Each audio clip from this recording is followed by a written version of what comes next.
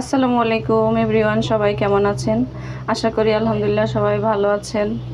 আসলে আমার এই ব্যাটারটা আগেই দেখানো উচিত ছিল, শেষ হয়ে যাওয়ার পরে মনে হয়েছে আমি কি দিয়েছি। আসলে এটা হয়েছে ওটসের একটা পকোড়া, ওটস দিয়ে করা। এর মধ্যে দেয়া হয়েছে দুইটা ডিমে মানে আর কিছু ওটস, এতগুলো হয়েছে।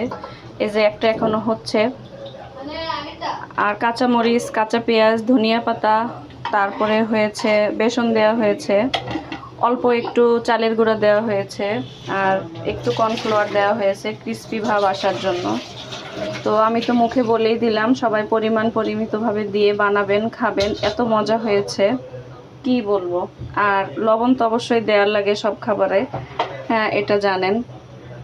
এই তো, সবাই ভালো থাকবেন, দোয়া করবেন আমার জন্য, আমি যেন নিত্য নতুন এইভাবে নতুন নতুন জিনিস আপনাদের মাঝে নিয়ে আসতে পারি।